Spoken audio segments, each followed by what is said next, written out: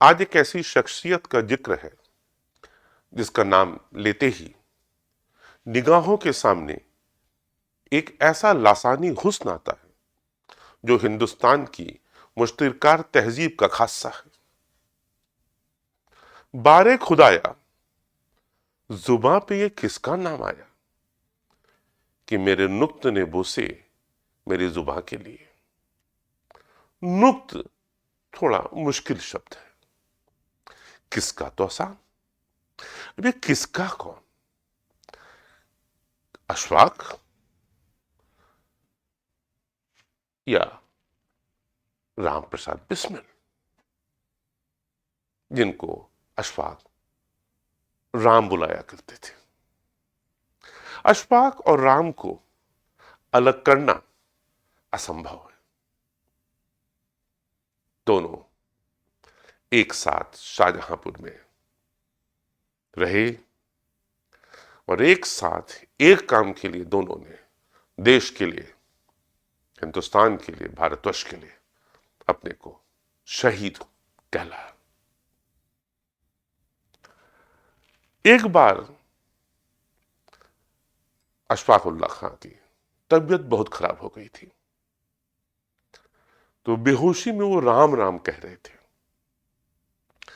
घर वालों ने कहा कि तुम मुसलमान हो, खुदा बोलो,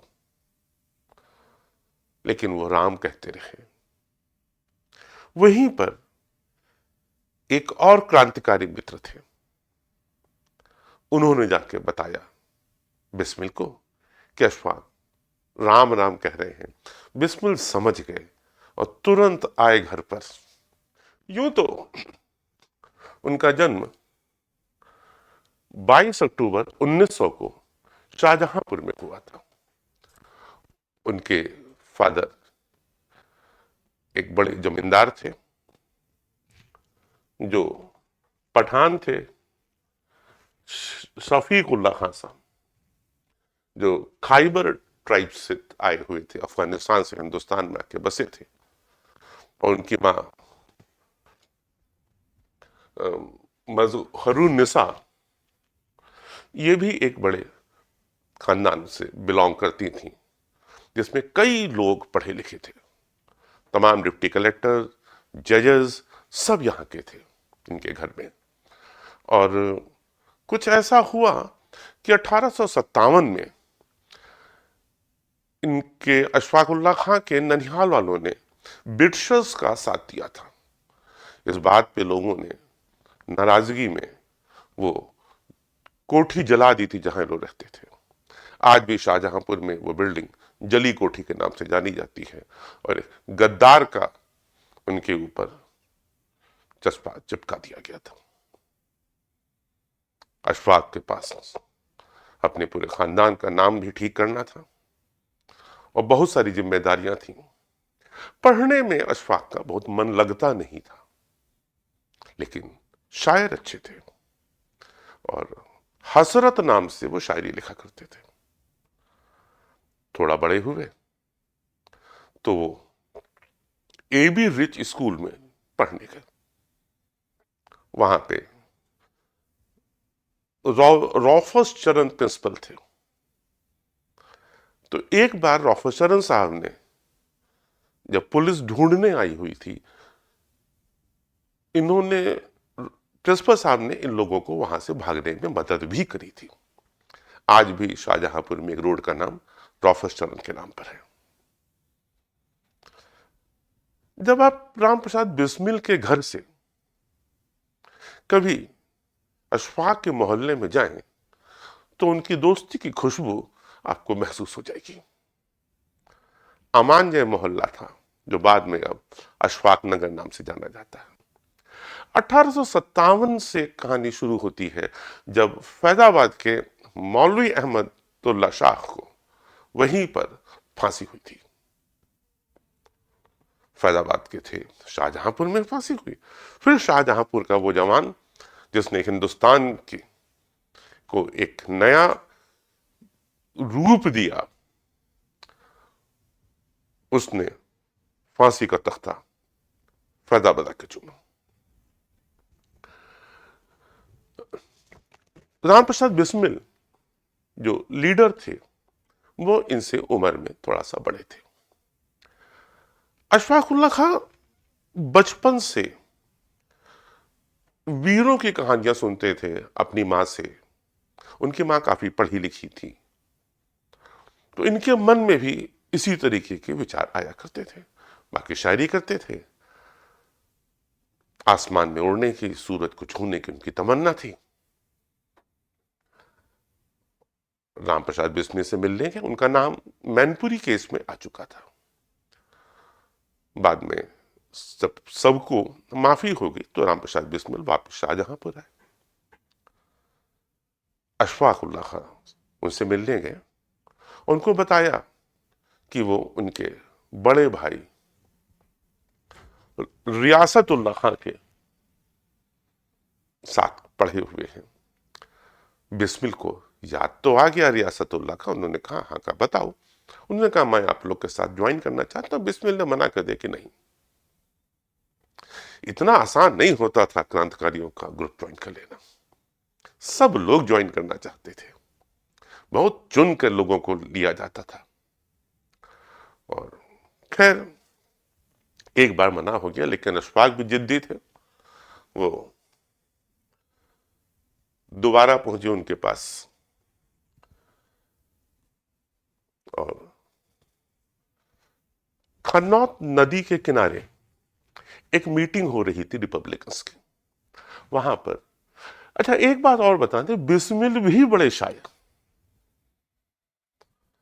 और बिस्मिल ने एक शेर पढ़ा, बहे बहरे फना में जल्द या रब, लाश बिस्मिल की कि भूखी मछलियां हैं जौहरे शमशीर कातिल की। अशफाक उल्लाह खां भी वहां पास में मौजूद थे। उन्होंने अपने गुरु जिगर मुरादाबादी का एक शेर तुरंत पढ़ा, जिगर लाख छुपाया हमने दर्द और गम, लेकिन बयान कर दी मेरी सूरत ने सभी कैफियत ए दिल की। बिस्मिल खुश हो गए। लगातार अशफाक आ भी रहे थे और उन्होंने उनको अपने साथ लेना स्वीकार किया। बिस्मिल आर्य समाजी और कट्टर आर्य समाजी, और तमाम मुस्लिम्स को वो धर्म वापसी करवा रहे थे, शुद्धिकरण। और अशफाक पक्के मुसलमान पठान। इन दोनों को ये दोस्ती में इस बात का कोई फर्क नहीं पड़ता था। बिस्मिल सबका शुद्धिकरण कराते थे। अशफाक से ना कभी कहा, ना अशफाक ने उस तरफ सोचा, बल्कि वो कहा भी करते थे कि आप 7 करोड़ मुसलमानों को आप हिंदू नहीं बना पाएंगे, और ना ही मुसलमान 22 करोड़ हिंदुओं को मुसलमान बना पाएंगे। हाँ, एक बात हो सकती है कि अगर ये दोनों मिल के काम करें तो हिंदुस्तान को आजादी तुरंत मिल जाएगी। और वो आजादी कौन सी आजादी? वही आजादी जो बाद में भगत सिंह के सपनों में भी आई। वो आजादी जहां गरीब भी सम्मान से रहेगा। उस समय ये लोग कम्युनिस्ट विचारधारा से ज्यादा प्रेरित हुआ करते थे। लेनिन, बोल्शेविक पार्टी, इन सब इन लोगों के दिलो दिमाग में छाया हुआ था। स्टार्टिंग में ये लोग कांग्रेस के साथ थे।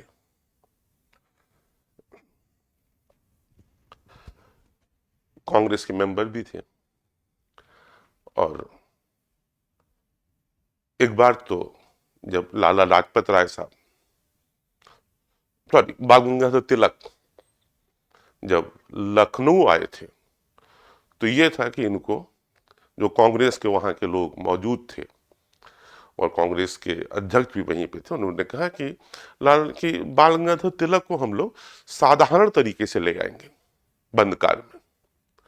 शाहजहांपुर में मालूम चला और सब तुरंत पहुंच गए, जिसमें बिस्मिल भी थे, रोशन सिंह थे, ठाकुर रोशन सिंह, और भी तमाम लड़के।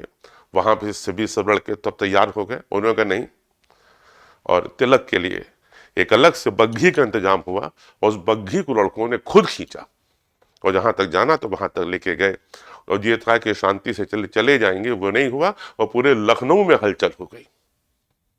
और आखिर होनी भी चाहिए, तिलक जो आ रहे थे सबके हीरो। खैर, गांधी ने नॉन कॉपरेशन चलाया हुआ था और नॉन कॉपरेशन मूवमेंट गांधी ने अचानक से वापस ले लिया। इस बात से सब लोग दुखी हो गए। चौरी चौरा कांड के बाद एक पीसफुल प्रोसेशन जा रहा था, पुलिस ने गोली चला दी, लोग भड़क गए और चौरी चौरा को फूंक दिया। चौरी चौरा में थाना फूंक दिया, कई पुलिस वाले मर गए। गांधी ने कहा कि अभी लोग नॉन वायलेंट के लिए तैयार नहीं।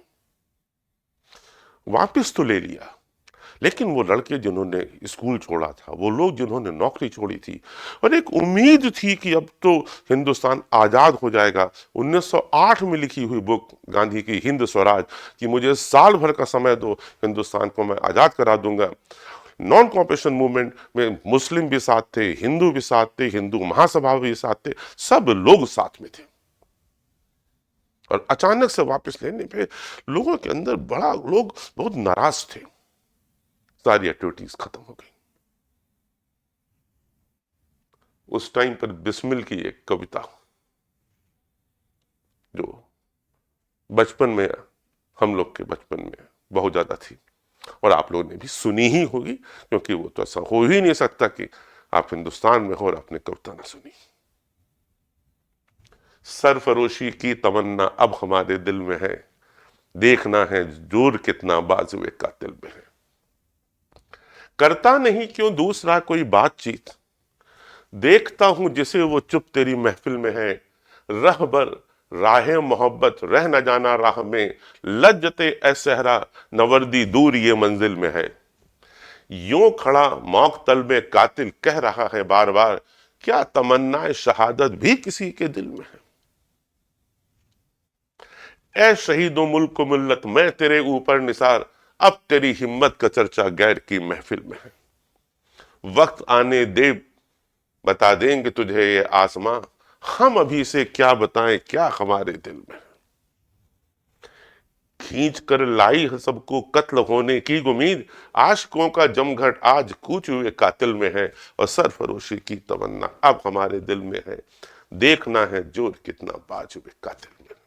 ये बिस्मिल की कविता। और इसी टाइम पे लोग ने हिंदुस्तान रिपब्लिकन एसोसिएशन बनाई। बेसिकली एसोसिएशन बनती है बनारस में, कि गांधी के वापस लेने के बाद लोग बहुत नाराज थे और बड़ी डिप्रेशन में लोग चले गए थे। तो एक ऊर्जा की जरूरत थी। चंद्रशेखर तिवारी, जिनको बनारस में 15 वेद की सजा मिली थी, उसके बाद उनका नाम आजाद हो गया। पुराने अनुशीलन समिति के लीडर रास बिहारी घोष के शिष्य सचिन नाथ सान्याल अनुशीलन समिति में थे। इन लोगों ने बनारस में बनाया। बीएचयू के तमाम लड़के पढ़े लिखे।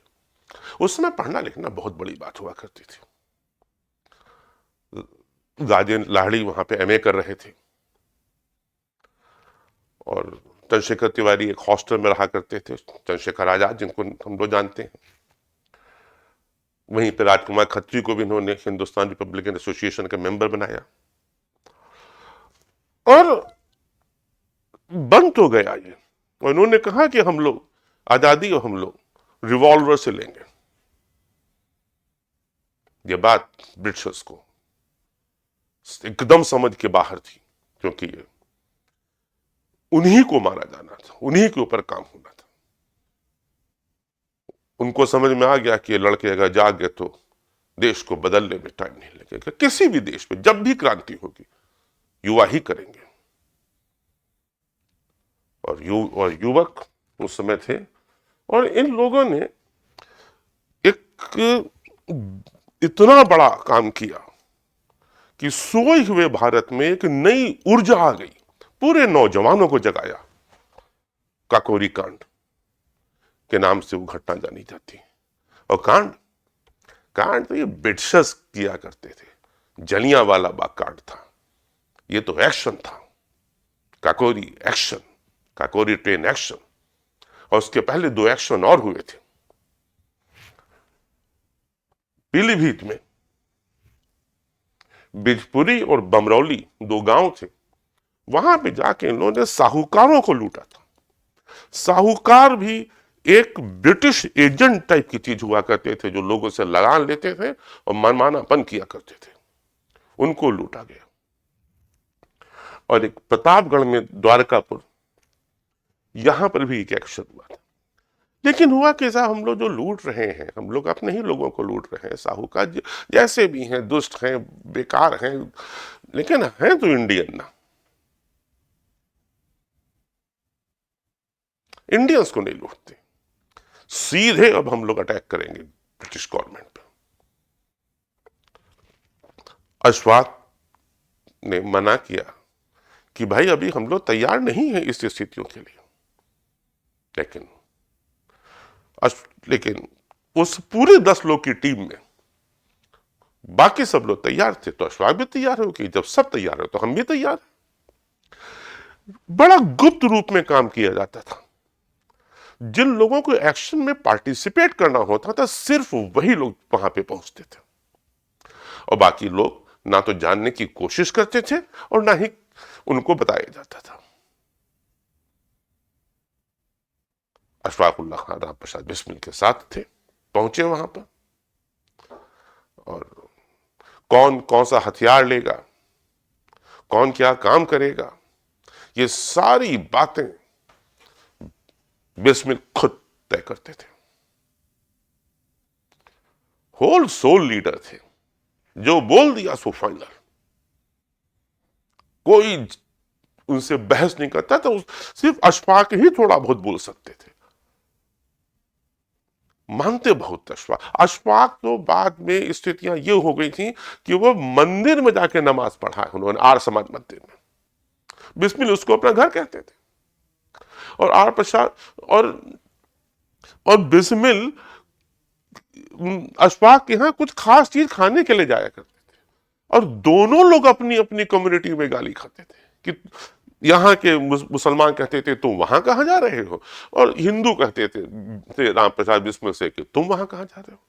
लेकिन दोनों की दोस्ती पे कुछ सवाल ही नहीं खड़ा होना था। और फिर 10 महान क्रांतिकारी जो पढ़े लिखे भी थे, बड़े घरों के थे, वो चाहते तो कुछ ना करते, तो भी उनके जीवन में किसी तरह की तकलीफ नहीं थी, लेकिन उन्होंने देश के लिए, देश को आजाद कराने के लिए अपनी जान हथेली पर लेकर के, उन सबको मालूम था कि हम लोग क्या करने जा रहे हैं, कुछ भी हो सकता है।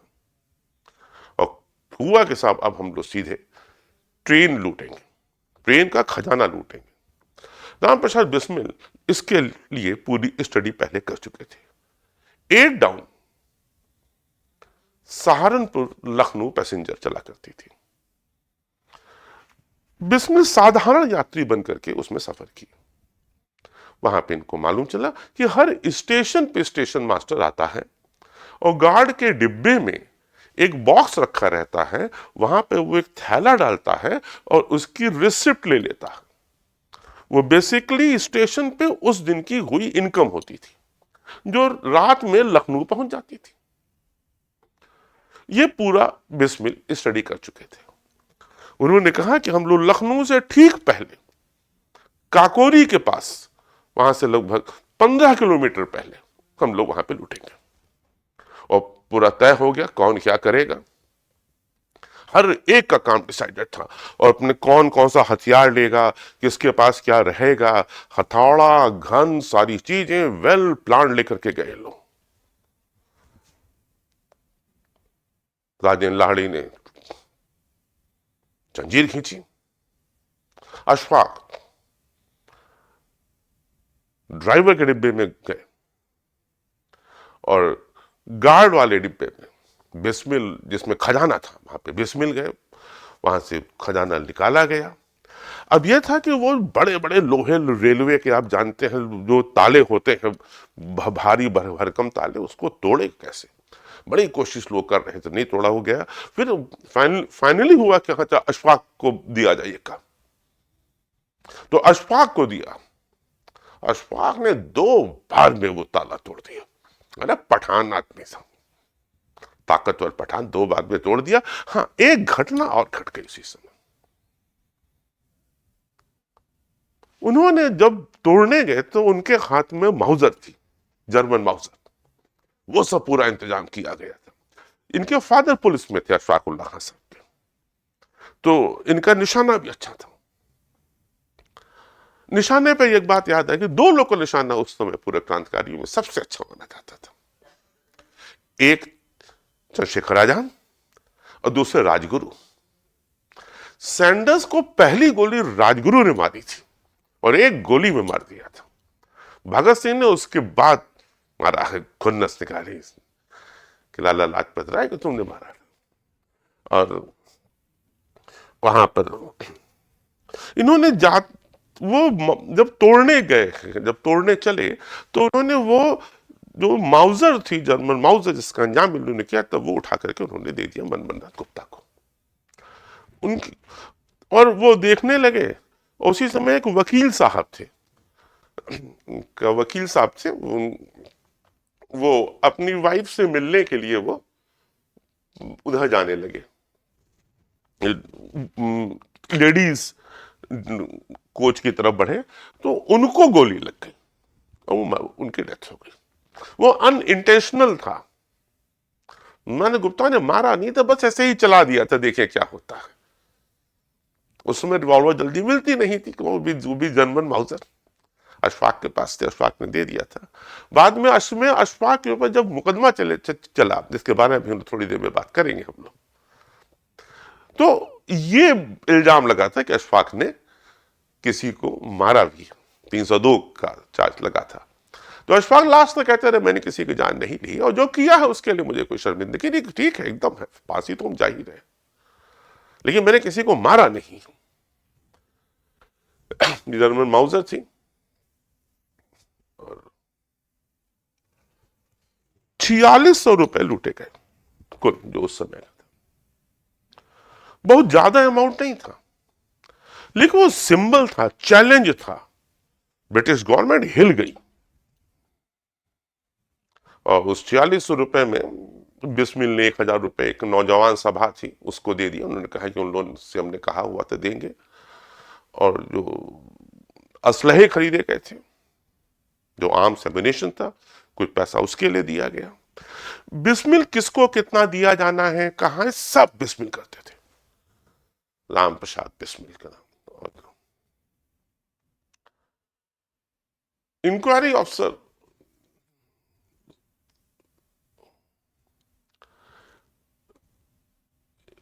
ये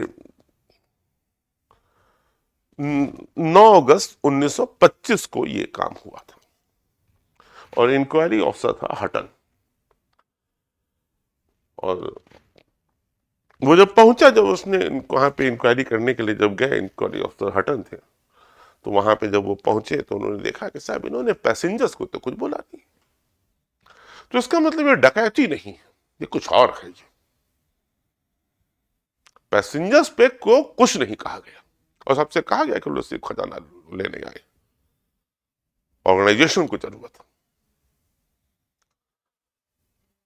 और तो वो समझ गया हटन की ये मामला दूसरा है। और फिर पूरा एक शॉल मिली, और शॉल से उन लोगों का अपना एक ढूंढने का तरीका होता है पुलिस ऑफिसर्स का, सो उन्होंने शॉल के थ्रू पूरा सब ढूंढा। और 7 अगस्त को, सॉरी 9 अगस्त 1925 को घटना हुई थी, और उन्होंने ये 26 अक्टूबर 1925 को उन्होंने एक साथ सब जगह छापा मारा और लगभग 40 लोग उठाया। देखिए, कुल 10 लोगों ने पार्टिसिपेट किया, ये 40 लोग उठाए गए, उसमें से कुछ कांग्रेसी भी थे और बाकी जो लोग थे ये पार्टी के ही लोग थे। और ये जो पहले के एक्शंस थे, जो पीलीभीत डिस्ट्रिक्ट में हुए थे या जो प्रतापगढ़ में हुए थे, ये सब उन सब से भी रिलेटेड थे। जैसे कि रोशन सिंह साहब, ठाकुर रोशन सिंह। तो ठाकुर रोशन सिंह को उसमें फांसी हुई है, बाकी एक्शंस में। और जब ये लोग पहुंचे तो ये लोग वहां पे जब ये लोग पहुंचे तो अशफाक उल्ला खां को पता लग गया और वहां से वो निकल लिए। वो गन्ने के खेत में छुपे रहे और वहां से बड़ी मुश्किल से पहुंचे बनारस हो। और बनारस में पंडित मदन मोहन मालवीय की बनाई हुई यूनिवर्सिटी बीएचयू, वहीं पर राजेंद्र लाहिड़ी रहा करते थे और भी तमाम हिंदू दोस्त थे। उन लोगों के साथ वहां पे रहे थोड़े दिन। फिर उसके बाद पुलिस को हवा लग गई। राजेंद्र लाहिड़ी का वो पकड़ लिया गया था, जो पोस्ट ऑफिस जहां पे उनका वो पोस्ट बॉक्स था, वो किसी और के नाम पे था, वो पकड़ लिया गया है। तो ये हुआ कि अब तो हो सकता है कि फाफा पड़ जाए। तो अशफाक उल्ला खां वहां से निकल लिए और भेष बदल करके वो बिहार में डाल्टनगंज पीडब्ल्यूडी के इंजीनियर थे, उनके उन्होंने काम करना शुरू किया और बढ़िया से काम चल रहा था। फिर हुआ कि अब एक जगह रहना गलत हो सकता है, वहां से वो दिल्ली वापस आ गए। दिल्ली में उनके बचपन के एक पुराने दोस्त थे, उन्होंने उनके यहां रुके और कहा जाता है कि उन्होंने ही गद्दारी कर दी। जिनके यहां रुके थे वही मुखबिर बन गया और उसने पुलिस को बता दिया और 7 दिसंबर 1926 को अशफाक उल्ला खां को पकड़ लिया गया। अच्छा, इधर लखनऊ में केस चल रहा था। पहले ये रोशनदौला कचहरी थी लोअर कोर्ट में, बाद में स्पेशल कोर्ट, जब सेशन कोर्ट में मामला का तो स्पेशल कोर्ट, तो वो रिंग थिएटर जहां पे इस समय जीपीओ है, हर में जीपीओ है ना विधानसभा के पास, वहीं पर पूरा मुकदमा चला था। उस थिएटर को स्पेशल बना दिया गया था क्योंकि पूरे देश भर में बात हो रही थी। और एक आदमी का नाम तो हम लेना ही भूल गए, गणेश शंकर विद्यार्थी। दैनिक प्रताप पेपर ये आग उगलता था और उसमें सारी बातें हो रही थी। और वहीं पर 2 लोग को पकड़ा गया after the trial, Ashfaq Ullah Khan साहब और सत्येंद्रनाथ बख्शी। कुछ लोग उसमें से सरकारी गवाह बन गए थे, जैसे बनवारी लाल, इनको बहुत कम सजा हुई थी। उनका नाम 3 और लोग थे, उनको भी एक को तो बीमारी की वजह से, दामोदर स्वरूप सेठ को बीमारी की वजह से माफ कर दिया गया था। और वीरभद्र तिवारी और ज्योति शंकर दीक्षित, इनके लगता है कि इनको भी माफ किया गया था। क्यों माफ किया गया था पता नहीं लगा, लेकिन उम्मीद की जाती है कि शायद इन लोगों ने अथॉरिटीज को सारी इंफॉर्मेशन से चीजें सब प्रोवाइड करवाई थी। और बनारसी लाल और इन विदुषण मित्रा को सेंटेंस कम कर दी गई थी। तो जब मुकदमा चला, जो कांग्रेस के भी लोग थे, तो एक कमेटी बनी, डिफेंस कमेटी। तो डिफेंस कमेटी में के जो हेड बने थे, वो जो एडवाइजरी जो मेन थे, वो थे मोतीलाल नेहरू और मोहनलाल सक्सेना थे। ये चंद्रभानु गुप्ता जो बाद में हिंदुस्तान, जो उत्तर प्रदेश के चीफ मिनिस्टर बनते हैं, ये जूनियर वकील थे, लखनऊ यूनिवर्सिटी के पढ़े हुए थे। इन्होंने बहुत रोल प्ले किया था, बहुत एक्टिव। तो उनको लगा कि जब इतने सीनियर लोग इसमें हैं तो हमारी तो ड्यूटी बनती है। उन्होंने बहुत काम किया हुआ था इन्होंने। और गोविंद मल्लप्पन साहब भी थे, जो यूपी के चीफ मिनिस्टर बने, बाद में होम मिनिस्टर भी हुए सेंटर में। आरएम बदरुद्दी थे, बीके चौधरी। ये बीके चौधरी साहब तो कलकत्ता से आया करते थे हर ट्रायल पे। हर सुनवाई पे कलकत्ता से आते थे। ये पंडित जगन नारायण मुल्ला गवर्नमेंट की तरफ से ये बने थे डिफेंस काउंसिल। ये पंडित जगन मुल्ला ये वही है, जब मैंने आप लोगों को बताया था कि जब तिलक आए थे लखनऊ में, तो उसमें जगत ने मुल्ला लखनऊ में था और उन्होंने तिलक के लिए प्लान किया था कि इनको बंद कार में ले जाएंगे ताकि कांग्रेस के जो ऑफिशियल प्रेसिडेंट है उनकी स्थिति बनी रहे। और फिर ये सब लोग पहुंच गए थे, ये क्रांतिकारी सारे, और उन्होंने कहा था कि नहीं, हम लोग इनको अपने साथ लेकर चलेंगे, और उनकी बग्घी को खुद खींच के ले गए थे।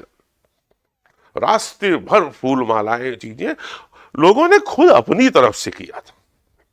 अरेंजमेंट नहीं होता था कि हम कि इतना इंतजाम कर दिया जाए तो फूल माला चढ़ाई जाएंगे, अपने आप लोग बाहर निकलते थे। ये एवरेज एज जो है वो 22 साल है। 22 साल के लड़कों ने ये सब काम कर डाला एवरेज।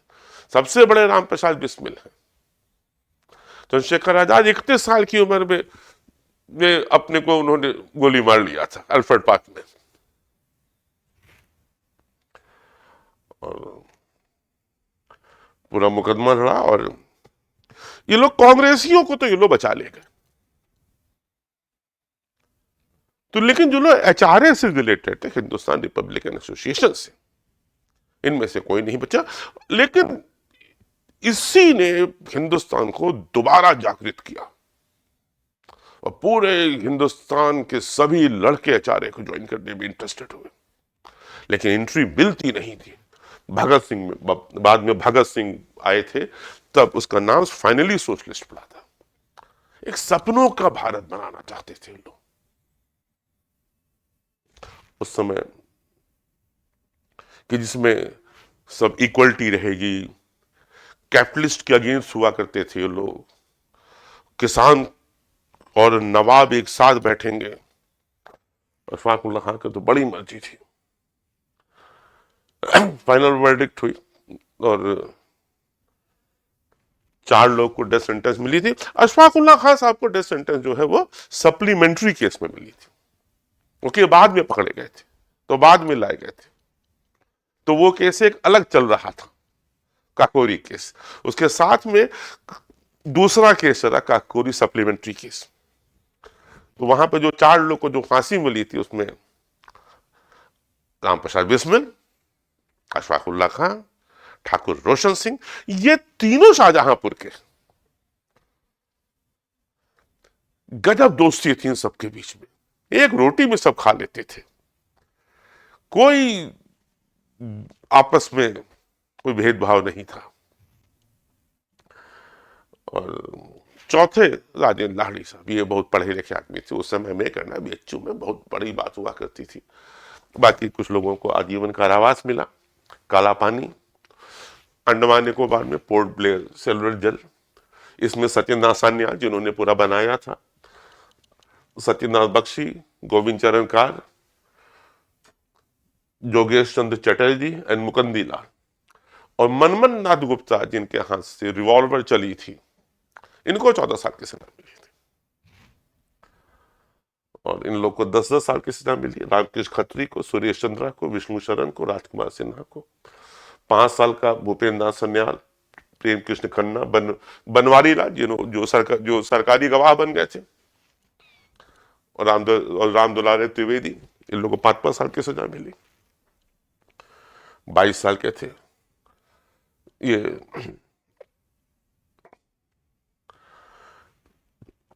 उसी समय जब मुकदमा चलता था, तो अशफाक उल्लाह खां अपनी लिखी एक कविता की कुछ लाइनें उन्होंने बोली थी।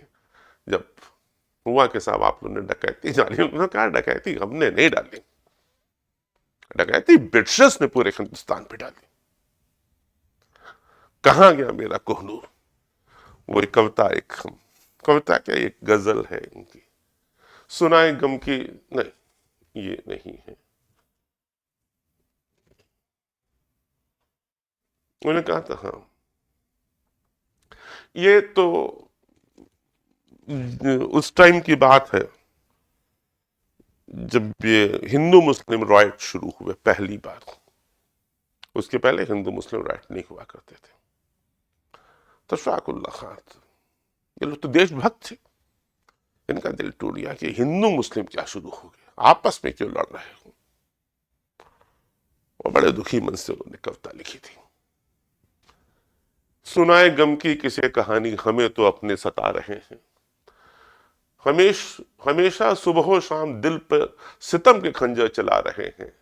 ना कोई इंग्लिश, ना कोई जर्मन, ना कोई रशियन, ना कोई टर्की। ना कोई इंग्लिश, ना कोई जर्मन, ना कोई रशियन, ना कोई टर्की। मिटाने वाले हैं अपने हिंदी, जो आज हमको मिटा रहे हैं। आपस में सब लोग लड़ रहे, हिंदुस्तान के ही लोग हैं। और कहां गया कोहनूर हीरा, किधर गई हाय मेरी दौलत। वो सबका सब लूट करके उल्टा हम ही को डाकू बता रहे हैं। यही लाइन आपसे हम बोल रहे थे, जो उन्होंने कोर्ट में भी बोला था। ये कहां गया कोहनूर हीरा, किधर गई हाय मेरी दौलत। वो सबका सब लूट करके उल्टा हम ही को डाकू बता रहे हैं। जिसे फना वो समझ रहे हैं, वफा का है राज इसमें मुजबिर। नहीं मिटाए से मिट सकेंगे, वो लाख हमको मिटा रहे हैं। जो है हुकूमत वो मुद्दई है, जो अपने भाई हैं वो दुश्मन। जो है हुकूमत वो मुद्दई है, जो अपने भाई हैं वो दुश्मन। गजब में जान अपनी आ गई है, कजा के पहलू में जा रहे हैं। चलो चलो यार रिंग थिएटर दिखाएं तुमको, वहां पे लिबरल जो चंद टुकड़ों पे सीमो जर के नया तमाशा दिखा रहे हैं। मुकदमा चल रहा तो उस टाइम पे लिखते, उसी टाइम पे हिंदू मुस्लिम राइट हो गया। और खामोश हसरत अगर है जज्बा वतन का दिल में, सजा को पहुंचेंगे अपनी बेशक जो आज हमको फंसा रहे। वो अशफाक साहब ने कहा भी था कि देखिए ये जो हिंदू मुस्लिम राइट ये ब्रिटिशर्स का किया हुआ है, इनमें मत फंसिए आप, ये जानबूझ के लड़वा रहे हैं ताकि एकता ना होने पाए आपकी। उन पर मुकदमा चल रहा था। एक बात और बताते हैं लोग को इसी समय पे, ये इकलौते मुसलमान हैं या पहले मुसलमान हैं, बात में तो किसी के नाम भी मुझको नहीं आता रहे, लेकिन पहले मुसलमान तो यकीनन हैं जिनको फांसी हुई है। और ये बात इन्होंने खुद बोल रही थी खुदीराम बोस को सलाम करते हुए। खुदीराम बोस भी क्रांतिकारी थे, पुराने क्रांतिकारी थे, सब तो सबसे पहले वाली फर्स्ट जनरेशन वाले थे वो लोग तो। और उन्होंने कहा था कि साहब मैं पहला मुसलमान हूं जिसको फांसी हो रही है। और इनको लोगों ने, जो मुस्लिम जेलर थे, एसपी थे, सब लोग थे, सब लोगों ने इनसे कई बार कहा कि आप साहब कहां आप फंस रहे हैं इन लोगों के बीच में, आप वापस आइए। उन्होंने मना कर दिया कि नहीं, हम इनके साथ हैं, देश के साथ हैं, देश सबसे ऊपर है। लास्ट में तो ये वो बड़ा बाद में एकदम लास्ट में तो कविता में उन्होंने कहा भी था, वह सबको चिट्ठियां लिखा करते थे, कभी देश के लिए, कभी अपनी माँ को, कभी अपनी आपा को, बड़ी बहन थी इनकी, तो उन लोगों को चिट्ठियां लिखा करते। तो उस चिट्ठियों में उन्होंने बहुत सारे मैसेजेस दिए थे। वो कहते थे कि साहब हम बाकी लोग का तो पुनर्जन्म हो जाएगा, सब लोग आएंगे, मैं कैसे आऊंगा, तो कौम में है ही नहीं। उसी में एक जगह लिखा था, अगर मुझे कभी खुदा मिल जाएगा तो मैं उससे कहूंगा कि मुझको जन्नत ना दे, दूसरा जन्म दे, मैं ताकि हिंदुस्तान आऊं और देखूं कि आजाद हिंदुस्तान कैसा है, जिसमें कोई दुख दर्द नहीं है। और मालिक राम प्रसाद बिस्मिल ने जाने के ठीक पहले फांसी पे, मालिक तेरी रजा रहे और तू ही तू रहे, बाकी ना मैं रहूं ना मेरी आरजू रहे, जब तक कि तन में जान रगों में लहू रहे, तेरा ही जिक्रिया तेरे ही जुस्तजू रहे। ये बिस्मिल का लास्ट है, इसके बाद फिर बिस्मिल खत्म, फांसी, शहीद, अमर हो गए। आज भी हम लोग के लिए प्रेरणा का स्रोत हैं। आज भी गर्व होता है कि हम उनके वंशज हैं। और शहीदों की मजार पर जुड़ेंगे हर बरस मेले, वतन पे मरने वालों का यही बाकी निशान होगा। बहुत ही जल्दी टूटेंगी गुलामी की ये जंजीरें, किसी दिन देखना आजाद ये हिंदुस्तान होगा। अब ये मजारों वर्ड को इस समय चिता वर्ड में कन्वर्ट कर दिया गया। अशफाक का है ये।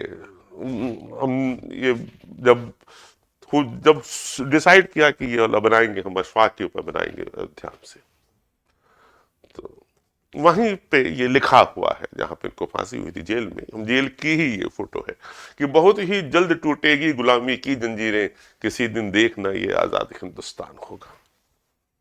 जितना हम लोगों को है ये फैजाबाद जेल का ही है, सोई शहादत स्थल। तंग आकर भी हम उनके जुल्म से बेदाद से चल दिए सुए अदम जिंदाने फैजाबाद से। यही वो तीर्थ स्थल है फैजाबाद का।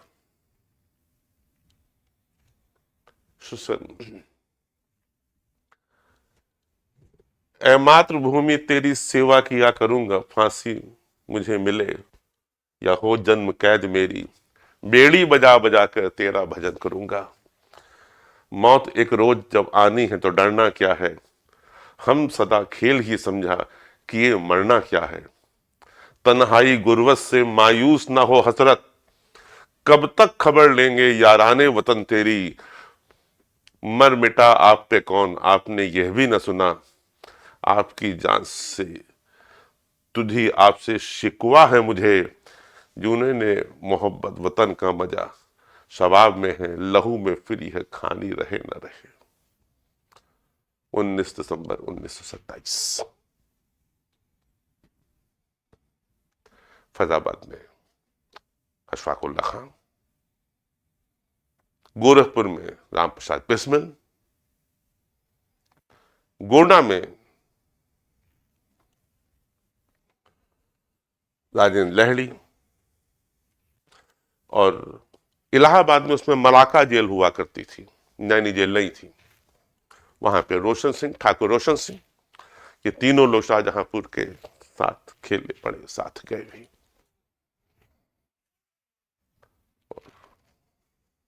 ये उनका लास्ट में जहां पे उनकी मजार है शाहजहांपुर में, इनकी लाश को ले जाने के लिए बहुत हुआ था। लाश क्या मतलब पवित्र चीज थी, जेल अथॉरिटीज दे नहीं रही थी, लेकिन लोगों ने कहा कि नहीं लेकर जाएंगे। और गोरखपुर में बिस्मिल के लिए तो वो भीड़ हुई थी, वो भीड़ हुई थी, लोग अपने आप आए थे, किसी को बुलाया नहीं गया था, जो आज तक दोबारा नहीं देखी गई। और अशफाक को जब लेके जा रहे थे, उनका चेहरा एकदम शांत थे। जब लखनऊ में, फैजाबाद से जब लोग लखनऊ पहुंचते हैं ट्रेन पे, वहीं पे गणेश शंकर विद्यार्थी वगैरह सब लोग आए थे। गणेश शंकर विद्यार्थी अपने अखबार दैनिक प्रताप में लिखते हैं कि एकदम शांत, लग ही नहीं रहा था कि ये नहीं रहे, चेहरे पे कोई गम नहीं, जैसे जीवन पूर्ण हो गया हो, मोक्ष प्राप्त हुआ देश पे। और जहां पे इनकी मजार है वहीं पर इन्हीं का लिखा एक शेर लिखा हुआ है, जिंदगी बादे फना तुझको मिलेगी हसरत, तेरा जीना तेरे मरने की बदौलत होगा।